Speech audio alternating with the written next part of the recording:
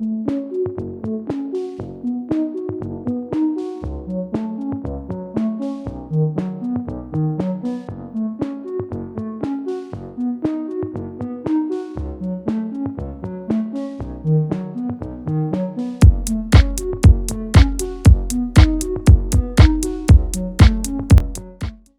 what we want to do now is to have a brief overview just to get a sense of what each conversation was like and focusing on, is there something happening in relationship to the issue you really wanted to profile? There's something it's important for us to know about. And is there some area for collaboration that is engaging you? So we'll hear from each breakout room. And then again, we can use those icons that were reviewed to sort of signal support or interest. And we'll hear from everyone. So Rosalie, we can see your Jamboard on the screen in front of us. Did you want to give an overview of your conversation? I was a little surprised to see the Jamboard there. Technology is a wonderful thing. And Cheryl and I shared this group. So we just quickly, we talked about some of our own personal experience, either work or with growing up or with our parents in these two areas. And certainly affordable, and some of our hopes in this is more sustainable supports and quality of life for all. So if you want to maybe just, Cheryl, did you want to say anything else? Otherwise, I'll just clarify that for everyone, if you can't read the title, that we're talking about income insecurity and housing. Cheryl? Yeah, no, that's okay. We actually, combined the two groups, and we focused more on a discussion around income insecurity, just a little bit on housing. So nothing else to add to the first slide if you want to move along there. Second slide, something happening in relation to this issue right now. Gosh, government in control of seniors' incomes. Lots of barriers to getting even the bare minimum. If you don't know how the system works, people getting stuck in systems.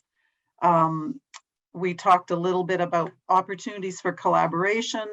We're a little bit of advocacy towards changing systems, and also doing a better job of sorry, people are moving the things as I'm looking at them, doing a better job of understanding what one another are doing, our networking, understanding what's available, relying on each other when there's a good program in the community, referring others to it, not trying to duplicate services, opportunities for collaboration related to existing community supports. And then if you want to move to the next slide, resources, we were thinking about, well, certainly more funding would be great, but advocacy resources, people cooperating on shared issues in this topic area, doing a really good job of supporting the existing services, again, food banks, Meals on Wheels, programs like that. And again, here, more cross-agency understanding. Do we really know what one another are doing and have a really good understanding, or do we just kind of know? More resources for seniors financial empowerment network came up. People were thinking that was a really good program, but probably under-resourced, and that could use some more sort of human resources. Opportunity to focus on that really vulnerable age between 55 and 65, where there aren't as many targeted government supports. So that's where our conversation went. I think that's all we have to share there. Thanks very much. So as I listen to the presentation, I'm hearing that real challenge related perhaps to government funding, but that sense that there is lots going on in the community and the power of collaboration could advance those issues significantly, and that connection across one another would really support that work, really understanding. Any reaction to that with your icons, or someone in the group that wanted to add something that was said? So we can have time at the end for observations as we hear all the comments, but let's move to our second area. And this is Sheila facilitated this group, and the subject was the seniors having difficulty accessing service. Sheila? Yeah, thanks, Anne. So what we talked about in relation to accessing services was trying to build connections, more connections between health and community supports, and between all levels of government and community supports. And of course, behind that would be trying to advocate for more money for community organizations. We, just building on what was said in the last group, just trying to improve knowledge about what resources are available in community and helping each other know what is available. So that was mentioned in our group as well. Looking at trying to really help educate people around the value of community supports, and then looking at how can we improve navigation supports. So taking like a group run at looking at how people access services or don't, and where they look for help, and how can we kind of build those stronger pathways. And see, social prescribing came up in our group. So that was one way that was identified as building more connection between health and community support. So hoping in 2022 that could really get launched, and then building on home support service access in 2022. So those are some of the things we talked about for our hopes. And then in terms of what's happening right now and where there's opportunities, we really identified CORE and 211 as places that could be leveraged for increasing access to services for seniors who have difficulty. We really wanted to be able to educate around how adversely people are being affected by inflation, and trying to help everyone, especially in government, understand that you can't just download services onto community organizations, that we have to have a voice for shifting investment. And so building that asset mapping of what we currently have, being able to look at having some sort of central database for resources, some asset mapping, really evaluating what is working right now and leveraging that. And then on the last question, which was related to what resources do we need to make this happen, it was again around like advocating for shifting of resources, trying to build some knowledge, so education programs for helping people know what is available both in health services and education, and internally with community organizations, so we know what each other has. Using students more, identifying common needs for research or for practicums that could really help further the work that community organizations are doing.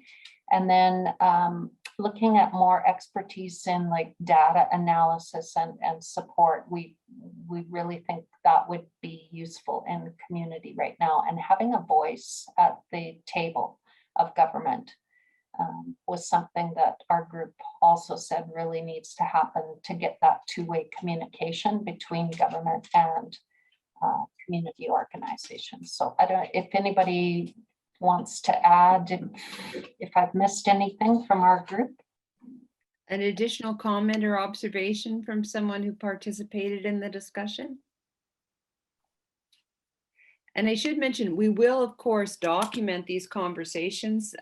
That will, so I know we're going pretty rapid fire, and the Jamboards are small to read, but we will look at that. So we've heard from this group that really that connection between that community-based services and health services is a focus, and similar themes around perhaps really understanding what exists, trying to leverage those ideas, sharing information and communication. And I note that our government and relationship with government and advocacy is another theme that seems to be emerging as we listen to your conversations. So perhaps we can move to our third area, which is Caroline. And I think, Caroline, you were looking at lack of supports and services tailored for seniors facing marginalization. Yes, we had a great conversation on this topic, and so the first question, what is your hope for this topic? And many of what we said was having a deeper understanding of the intersectionality of what seniors facing marginalization. Why is my screen turning different colors? Is somebody moving them around, or is that me?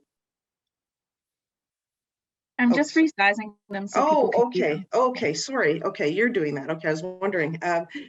So understanding the intersectionality of what marginalization means.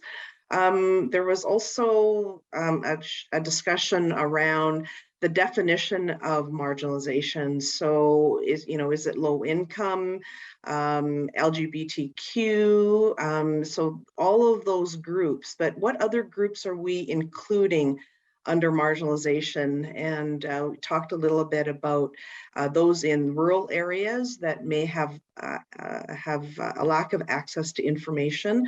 That was one example of that. And another hope is to look at those that are working in the community and government and health, to look at our own skills and experience and to learn, I guess, how to interact with marginalized seniors in the community. I guess there's we talked a little bit about having that power imbalance and building a more kind of intentional participatory design. And another thing that was brought up was around the increase in building skills of seniors so that they can engage in more mainstream activities, such as the access to learning about technology. So just increasing their skill level so that they are able to access some of the things that we take for granted. So that was the first one. The second one, some things that are happening already in the community. I think Karen could probably talk a little bit more about some of these things. There is the Seniors Equity Initiative Collective, and it talks about, they're dealing with the topic of intersectionality. I think there's a number of groups already involved in that. Drive Happiness, I didn't capture the other organizations. I think there's 3 or 4 already involved in there, and SAGE is kind of taking that on. Food insecurity, what services are missing. So food insecurity was mentioned there. The program guide through FCSS, what are the gaps in services? Unclear of access to services of those in the middle. We need to do a better job having that prevention lens as well. Systems of supports of those in the middle. And let's see what else. The work of Healthy Aging Alberta with FCSS, the sharing of resources and awareness, not working in silos, shared corporate services, each has a slice of the pie, and funding as an example of that. Okay, and that last slide. So what resources do we need to make things happen? I guess funding is a no-brainer. We talked about the corporate world. You know, we have community and health, but what about the corporate world? Having a better idea of what the corporate world, I think they're interested in this topic, and using their resources. They have money, they have programs, and I think one of the organizations that was mentioned was Blue Cross. Yeah, I think that was what we talked about. Oh, there was one more thing I just wanted to highlight here, the many challenges of seniors who are marginalized feeling left out, and really working on ways to refine the way we communicate and putting seniors in the center. So anyways, that's a summary of our discussion at our table. Anyone from this group that wanted to make an observation or an additional comment about your conversation?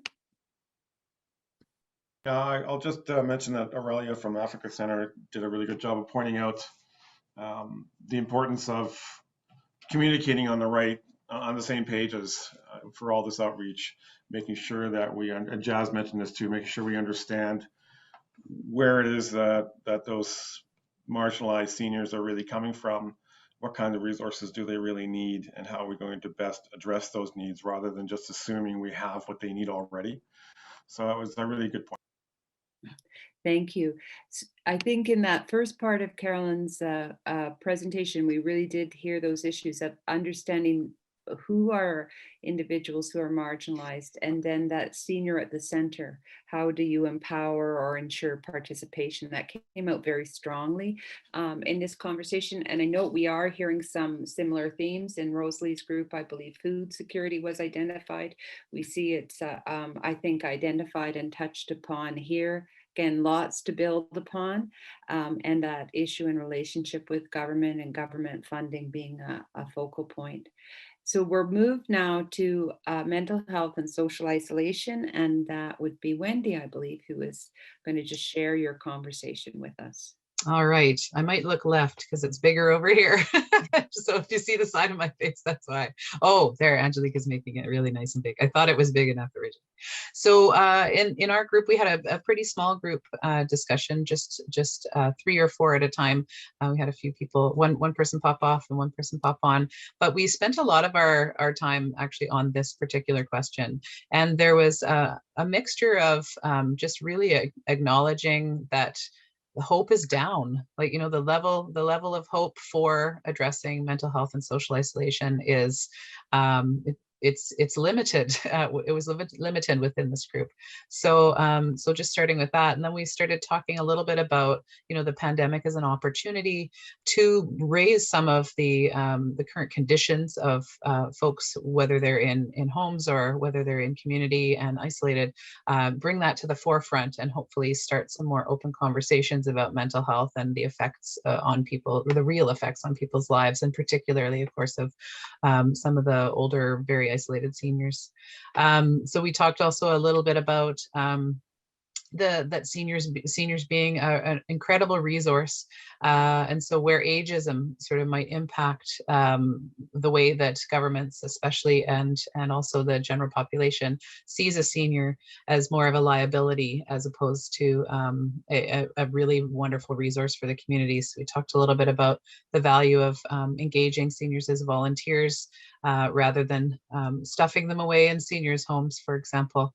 And one of the you know, really moving sharings was you know, hoping that exposure, the general population experiencing isolation themselves have gained a little bit more empathy towards the experience of the senior, whether they're in a home and very isolated in that environment, or whether they are living in the community and still without family or friends or folks being in their circles. So we definitely, the strong theme was about funding and the Alberta government investing in seniors programming and senior support around mental health and social isolation.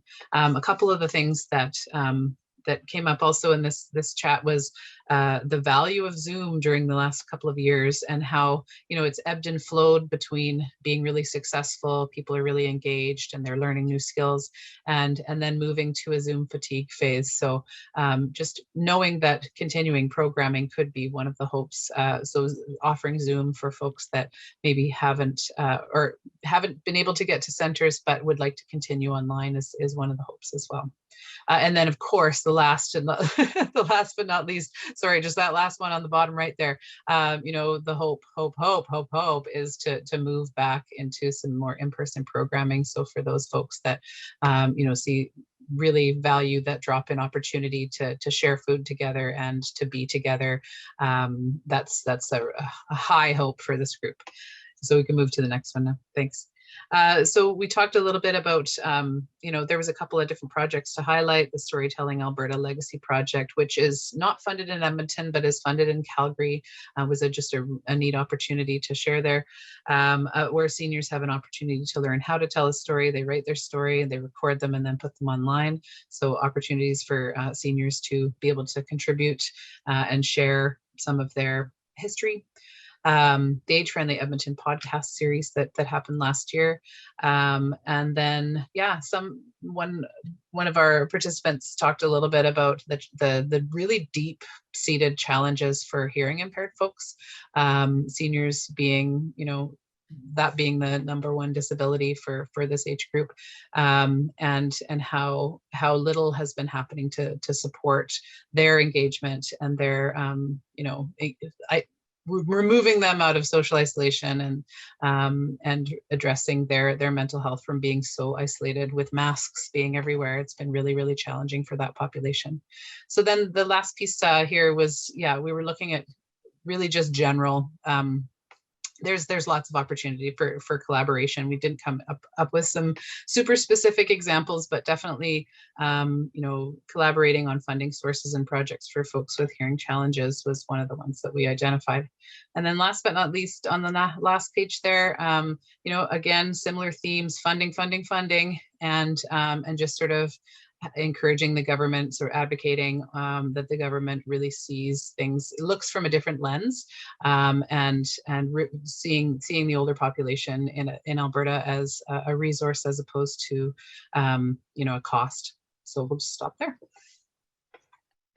Thanks, Wendy. So again, as we hear the fourth presentation, we really are hearing common themes with those hope lists, again, around seeing seniors at the center, more asset-based, really challenging how we think about participation. In this area, the awareness of mental health issues, and perhaps this was one of the criterias that the Interim Collective Leadership Group did use, is sense of urgency, perhaps, because people in this conversation, people were identifying they think that perhaps this issue is becoming more pronounced and needs to be responded to. So that's very helpful. Seeing that there is action underway, the hearing issue being flagged as something that maybe there is some particular action around that can be pursued, and that challenge again related to government policy and government funding.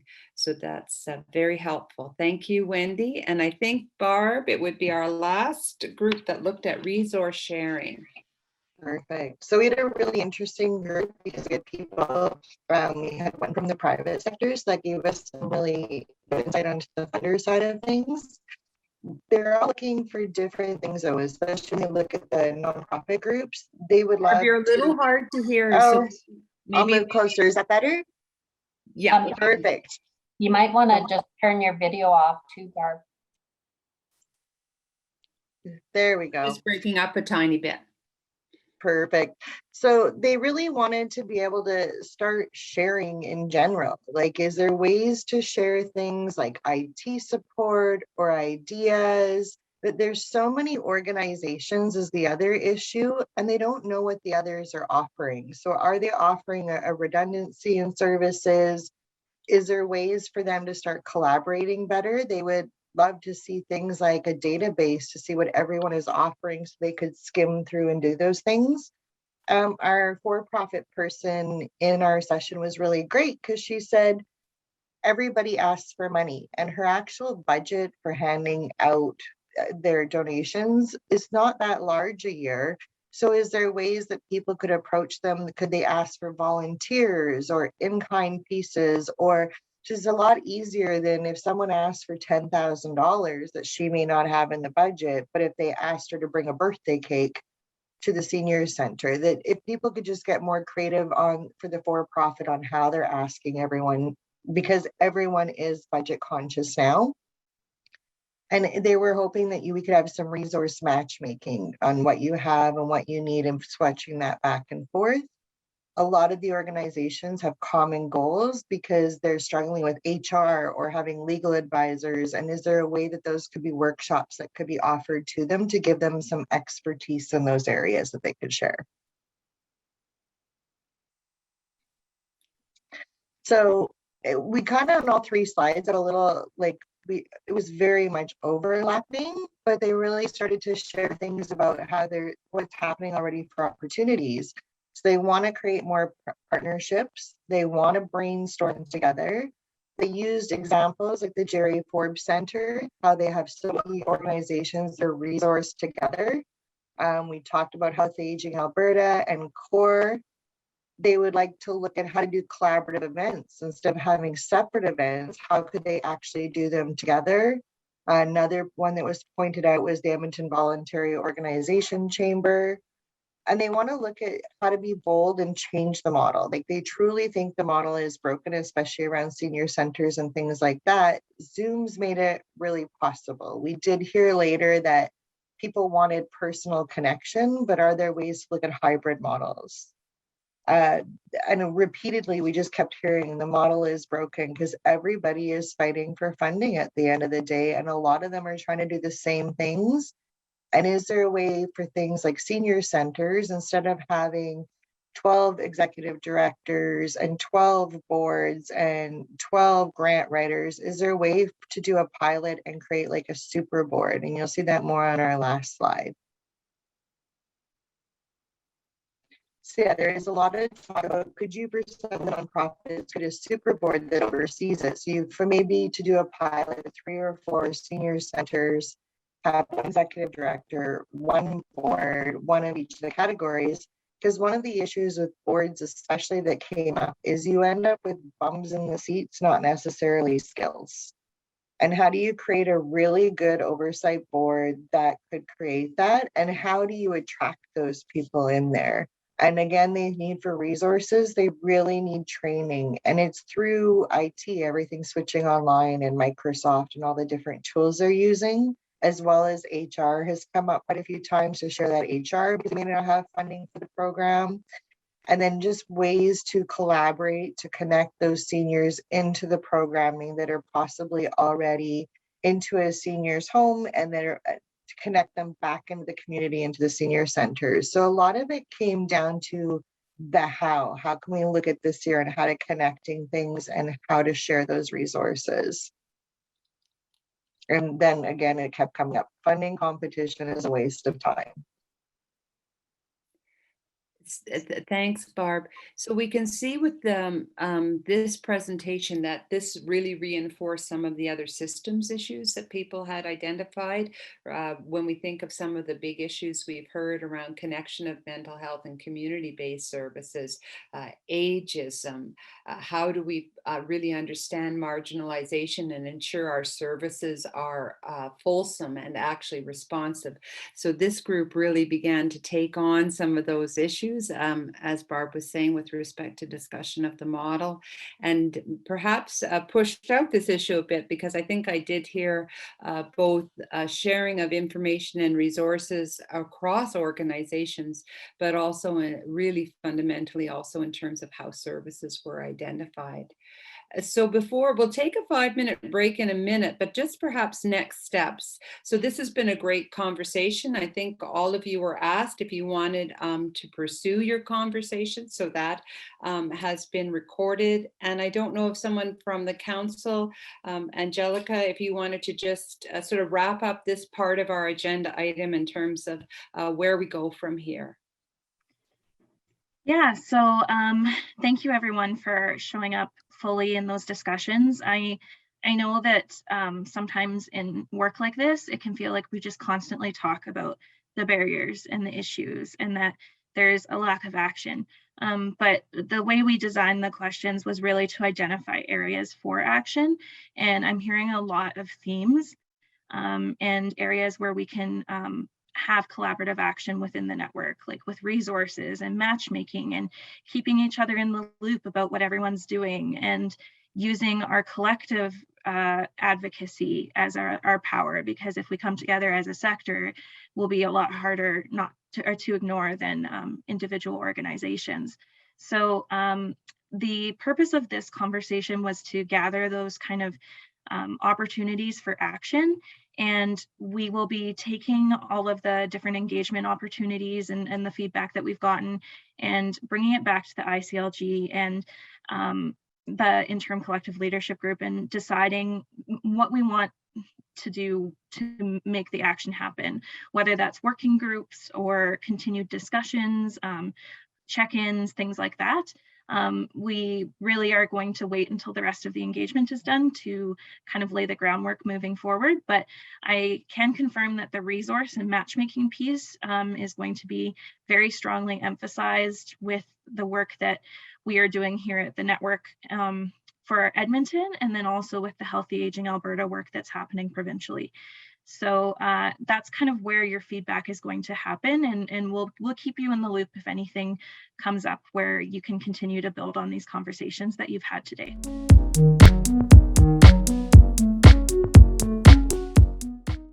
Carolyn, I'll ask you to speak to Age Friendly first.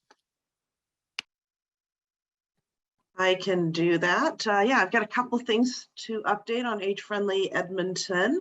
As some of you know, Age Friendly Edmonton is hosting a number of lunch and learns in 2022 with a focus on either ageism or aging in place on the third Wednesday of the month from noon to 1 o'clock. So for our first one, it was held last Wednesday, on the topic of making some simple modifications to your home to help one age in place. So that was our very first one. We have many more coming up. All of our past lunch and learns are posted on our Age Friendly Edmonton Facebook page, so you can access them there. And the best way to find out about our future lunch and learns is you can subscribe to our ESCC link letter, or you can go straight to our Seniors Council website. I can put both of the links into the chat if you'd like to access the information that way in regards to our lunch and learns. The other thing I wanted to talk about and mention is that Seniors Week is coming up, and hopefully warmer weather, and it'll be here before you know it. Seniors Week is always the beginning of June, so this year it's June 6th to 12th, and we are hoping that with things opening up that we'll be able to perhaps do a larger outdoor gathering to have a celebration of seniors. So we have an idea that's been kind of percolating, and the idea is to find hopefully some outdoor space somewhere with a stage where we might have some music and maybe have some plays and dance groups by older adults. And food, of course, we can't forget about food.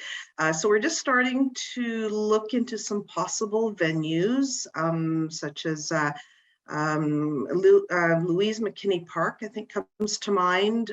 Warden Park comes to mind as well. But we have nothing confirmed at this time. So I'm just putting it out there. If this piques your interest and you would like to help generate ideas and to plan this kind of an event, I would absolutely love to hear from you. So the more the merrier. So feel free to reach out to me at any time. Well, not at any time, but during business hours. So I'll put my email address in the chat, but it's caroline@seniorscouncil.net. So let's get planning and let's do something outside and have a great celebration. So thank you. That's my update. Any questions about Age Friendly that individuals have? So we'll move to the next example of the network in action, which would be Barb and Healthy Aging Alberta. Hi, everyone, and turn off my video in case I break up again. So it's kind of nice. I only started this role in December as the Edmonton Regional Community Developer for Healthy Aging Alberta. We're working cross-province. There'll be 4 more developers put in place across the province so we can start connecting all the networks together and building a constellation. It's shocking how many faces I already recognize out of this group. So thank you for all the people that have met with me so far.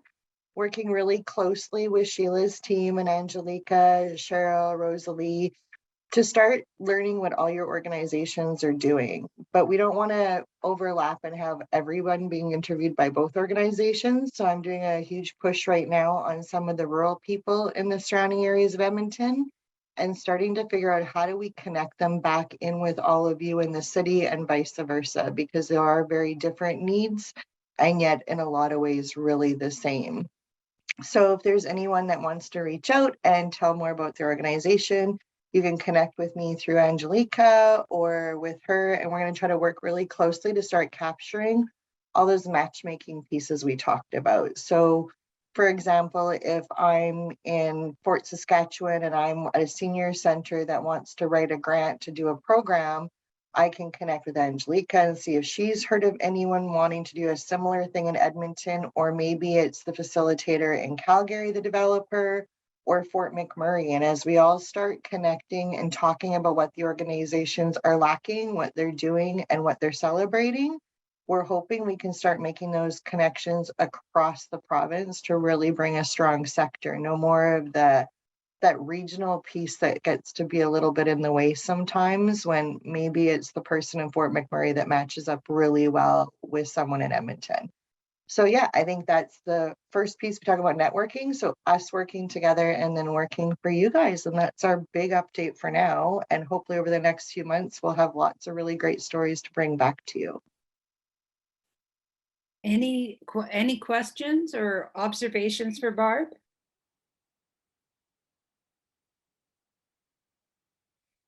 So Sheila, I think you were going to be speaking to social prescription today. Yeah, I think maybe both Beth and Karen had to leave for another meeting, so I can give a bit of an update. The social prescribing working group had put together a prospectus, a business case for doing a pilot of social prescribing in Edmonton. And we've talked about that before at the network gathering. We had submitted a grant application to the Intersectoral Action Fund, which is a national, it's through the Public Health Agency of Canada. We just got word that we were not chosen as one of the recipients of the grant, which was unfortunate. I have mentioned at the network, or Beth has, that there has been a lot of talk about maybe home care trying to work with community-based organizations to do some social prescribing. So that idea is still percolating. There's some continuing care review and pilot ideas that are in front of the government right now and just sort of waiting to hear back. about that. And in the meantime, Beth, who works for SAGE and was really kind of the champion behind the social prescribing model development as part of her practicum for her master's in public health. She has joined a national social prescribing community of practice. And so she's bringing that information back to our local organizations. And Mary Modale, who I think is probably still on here, has also been trying to champion this work with using some of students that come to her for practicums. And recently we just met with a person who is looking to do his dissertation for his PhD and wants to do a topic that would help further social prescribing in Alberta. So there's lots of little percolating things, and it seems like it's just on the cusp of something happening here in Alberta. We sense there's lots of interest, and we really feel hopeful that soon we're going to be able to tell you there's something great that has been approved, and we're moving on social prescribing. So that's it for that right now. Thanks. Thanks, Sheila. Any questions or observations about social prescribing?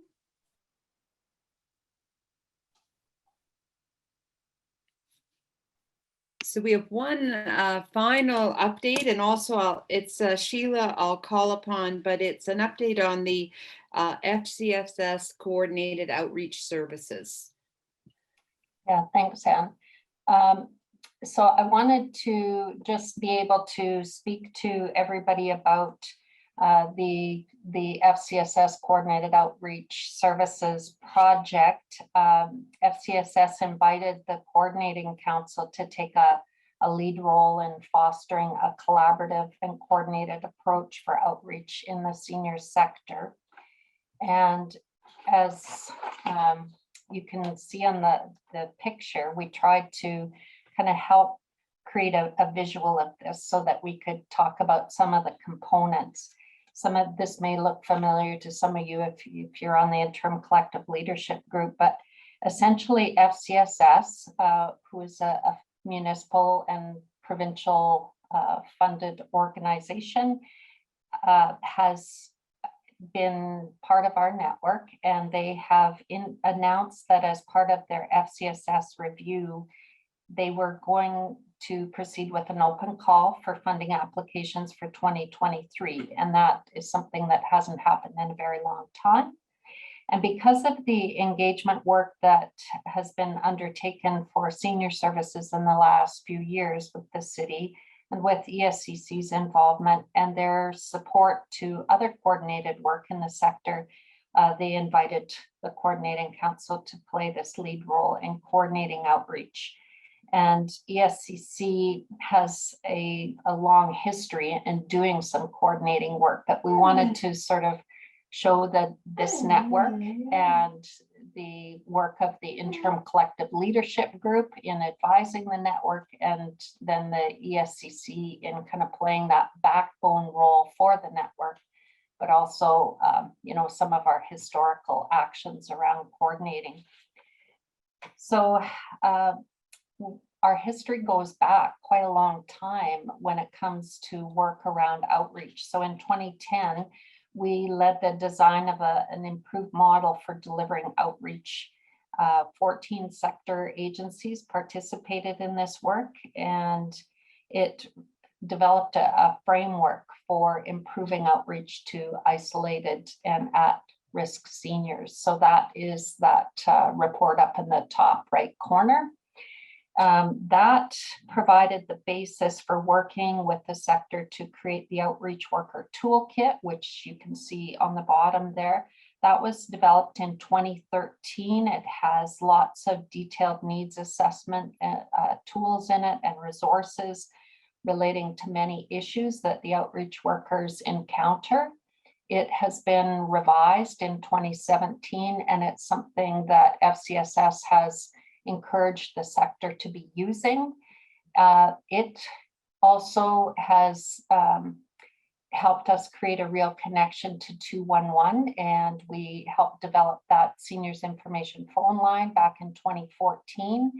The idea was that having that one way into a system, calling 211 was easy to help seniors navigate. And when 211 information specialists feel that a senior needs more support than just giving them a referral to a service, they can transfer them over to an outreach worker in the senior sector. And there are agreements between 211 and the outreach providers that we help to oversee. We also facilitate the bi-monthly meetings of the Interagency Outreach Worker Network, which is akin to a community of practice, and serve as the backbone organization for the Seniors Home Supports Program, which does a lot of connecting with outreach services here in Edmonton.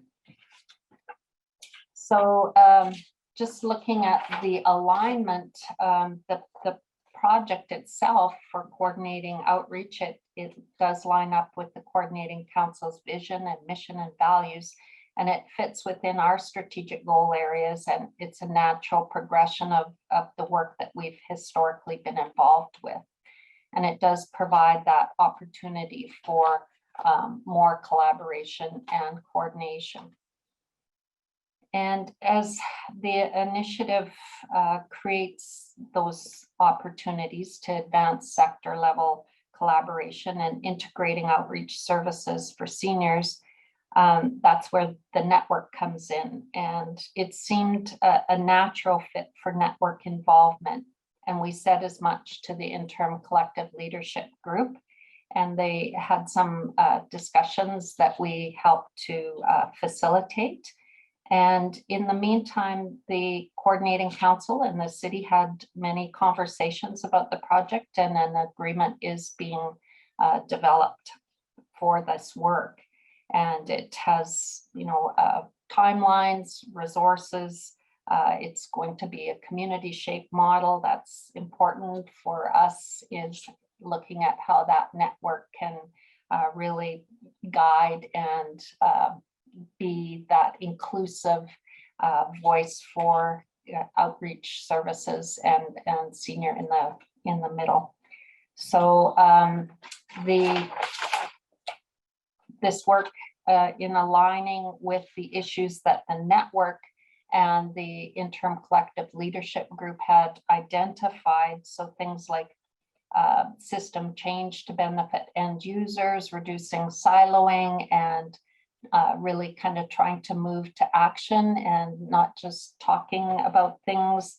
The Interim Collective Leadership Group, they talked about this opportunity. The group is really that steward of growing the network and formalizing membership and structure and facilitating the identification of priorities for collective action, and really trying to ensure the overall principles of equity and championing inclusion. It really seemed to line up with the opportunity to coordinate outreach services. So the Interim Collective Leadership Group agreed that the project aligned with the network mandate and the values, and that the network should become engaged with the Coordinated Seniors Outreach Project. And so from now on, we will be reporting on what's happening with the Coordinated Outreach Project within our network gatherings, and the Interim Collective Leadership Group will play a role, an advisory role for the project, and that the stakeholders that will come together to work on the project will be a big working group. Probably lots of members of this network will be involved. And right now we are recruiting for a project manager that can help with this coordinated outreach project. And I've got the website link there if people are interested. There will be a link as well in our link letter. We're hoping to have applications come in by March the 4th, and that we can really interview and get someone lined up to start this work as soon as possible. And in the meantime, we are identifying a first date for the stakeholder group to come together to start work on this project and kind of lay the foundations for how they want to approach this work. And we're just in talk with Peter DeVos to try and get him to help us with that first meeting. And it kind of looks like March 11th will be the date that we aim for with that, but there'll be more information coming on that. So I don't know if anyone had questions about that. Any questions for Sheila? Comments or observations? We're still a big group, but if you used your icon, something to signal you might have a comment or wanted to have a question.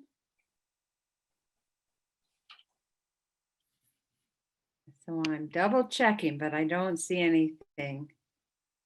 Thanks, Sheila, for that. So we are moving then, stop me if I'm moving too quickly. We are moving next to our village news, which is again a part of the agenda where we just have an opportunity to share information or ask for information. We are very conscious of your time and trying to be as efficient as possible. So what we were thinking of is that you could put that, if you had an event that you wanted to share, you could put that into the chat. But we do have a few minutes if somebody wants to put, has breaking news they wanted to share. Otherwise, the chat would work if people wanted to share information. And again, if you wanted to take a minute or two to share something, if you use your icon. I see Angus has something that he'd like to share. Yeah, so Caregivers Alberta is hosting their first ever Caregivers Together 2022 conference in May. It's May 12th to 14th, and what it is about building awareness, community knowledge around caregiving. So we're trying to bring together resources for caregivers, connecting healthcare professionals and caregivers, highlighting services and supports. Some of your agencies will be getting emails from us to either be exhibitors or presenters at this conference. I'm putting the link to the conference page in the chat just now. We'd be happy to entertain anyone who wants to know more information or is interested in possibly linking up with us to be an exhibitor at that conference. It'll give caregivers a chance to come to you in their own time in the rooms that we're going to have available. Of course, it's all virtual, so we'd be happy to hear more from anyone interested. Thanks. Thanks, Angus. Anyone else that wants to share something? Otherwise, as I say, the chat, everything will be recorded from the chat if there's something you wanted to share using that vehicle.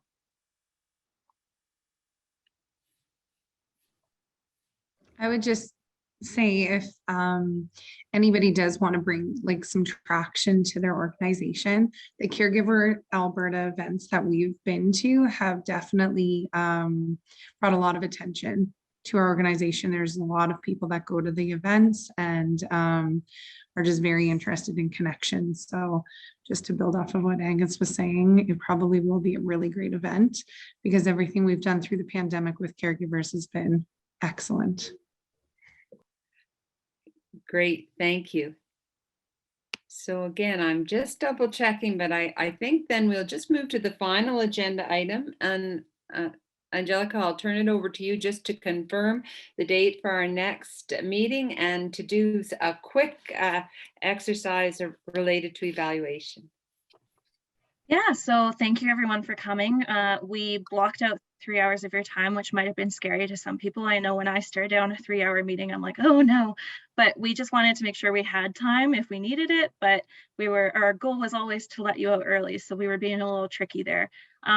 So just to kind of wrap up, our next network gathering is going to be April 27th from 9 to 11:30 in the morning. And we will send out an invitation to everyone that attended this network gathering.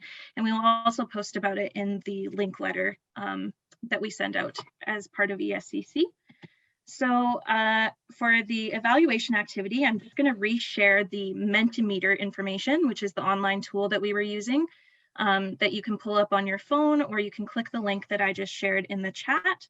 And I will pull up the Mentimeter, and we can just have a couple of wrap-up questions. So I will share my screen here. And once again, the information to connect to the Mentimeter is in the chat. Okay, so the question that we're going to be asking you, the first one is, what's sticking with you from today's meeting?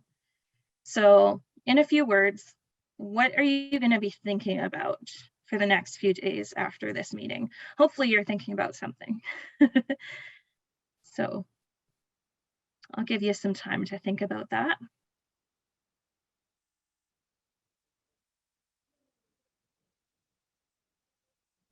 Eagerness to collaborate. Ah, great. I feel like that's what makes a network is all of this work that we're doing to convene people would be completely useless if people weren't eager to collaborate. And we all know that collaboration involves some sacrifice, but it also has a lot of great rewards. I see someone said how data can inform our efforts. Lots of collaboration, which is great. That's exactly what the network is all about. I see matchmaking and resource sharing, the ability to connect with other organizations, and connection with government also popping up as well. I'll just wait and see if anyone else had anything to share. Opportunities for advocacy I see popped up as well. I think that was a common theme throughout. These conversations can't really ignore funding. It's the big elephant in the room. But I do feel like there is an opportunity for advocacy. Like we aren't necessarily powerless, especially if we all come together as a sector. So I see someone saying that there's a drive to move forward with action rather than just talk. So thank you everyone for sharing your responses on that.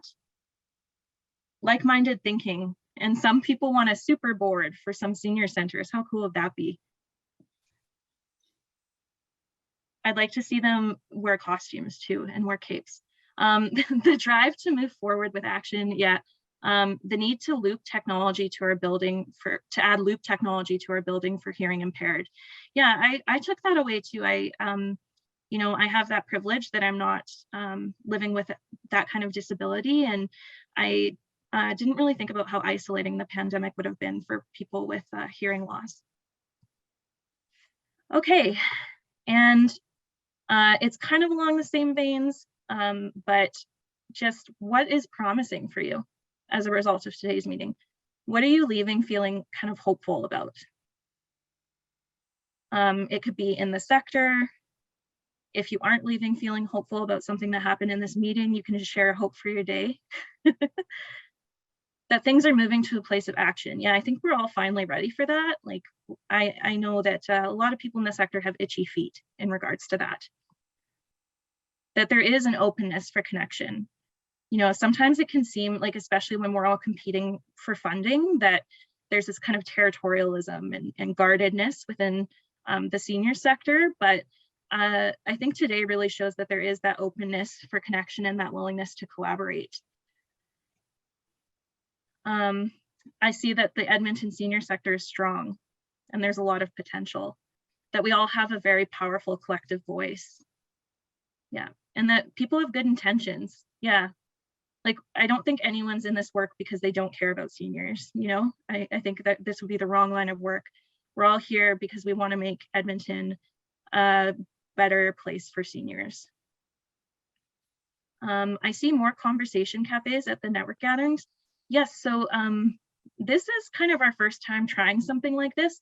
We did it as part of our engagement strategy, but if you liked this format, your feedback is really helpful, or if you had any feedback about things that we can improve, you can always email me or connect with me.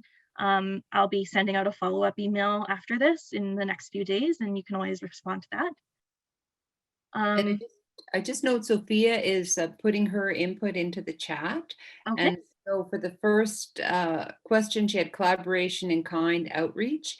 And for this question, mutual understanding. Oh, wonderful. Yeah, there is that mutual understanding. Yeah, awesome. Well, I don't know about you folks, but this was a nice way to start my morning. I was staring down a 3-hour meeting and feeling a little intimidated, but you know what? We made it through and we made it through in under 2.5 hours. So you get an extra half hour of your time, which I hope you can refill your coffee and that you feel a little bit more energized going into your day-to-day work. That's what we want from these network gatherings. We want this to be a place where we can all come and we all understand the struggles that we're going through, but we also can energize and lift each other up, because I think that collective impact has that unique power.